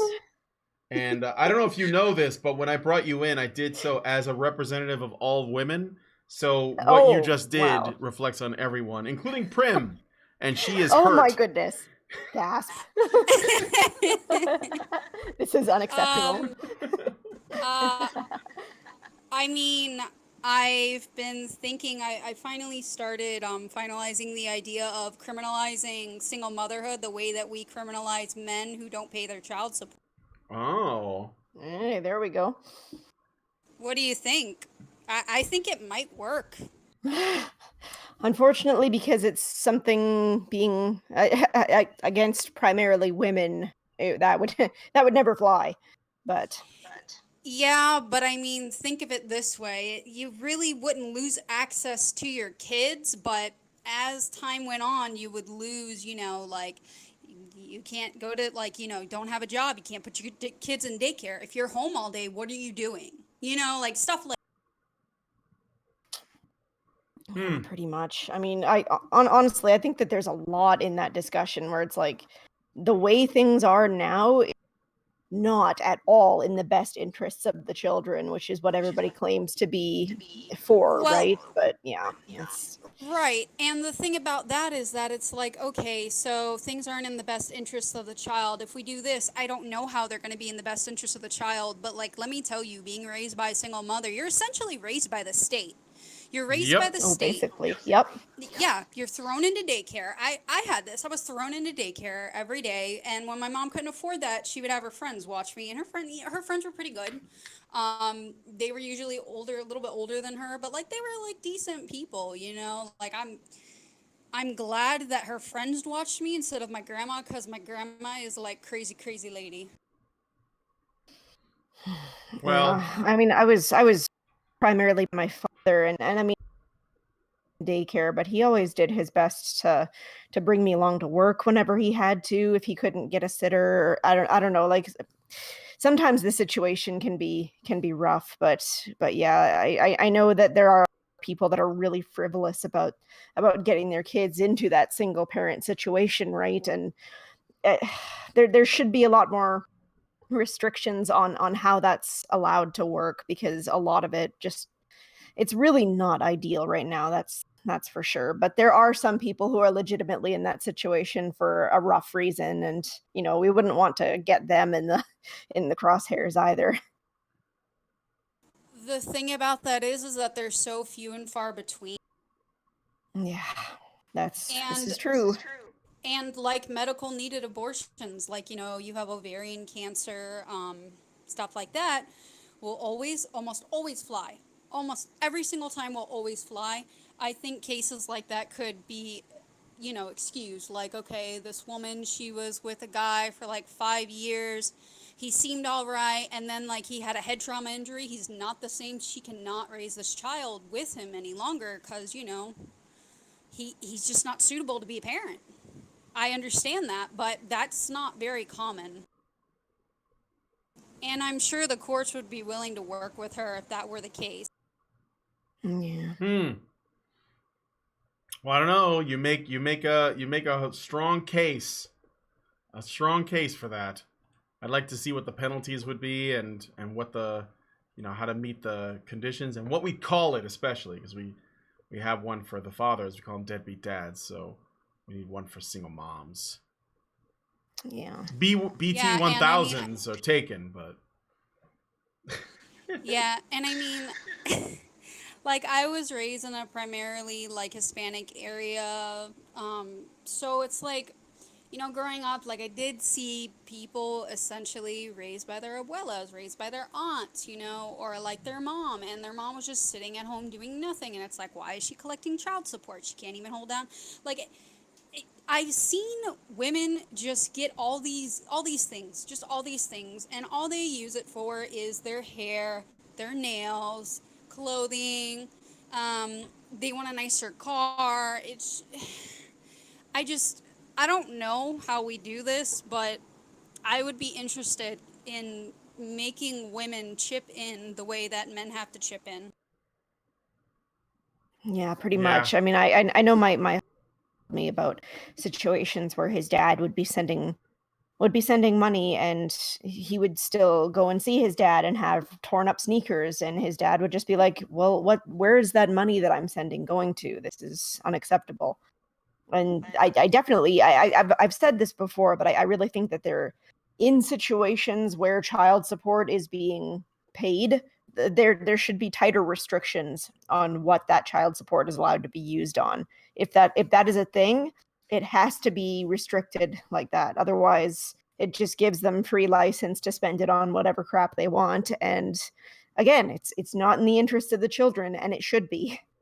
Because that's the argument that people always like to jump on, right? They always like to be like, oh, well, you can't take away this because then it puts the child in a bad situation. It's like, well, if that's the way we want to play this, then we have to make it targeted towards the children. We have to stop having all these loopholes. That's the way it has to be.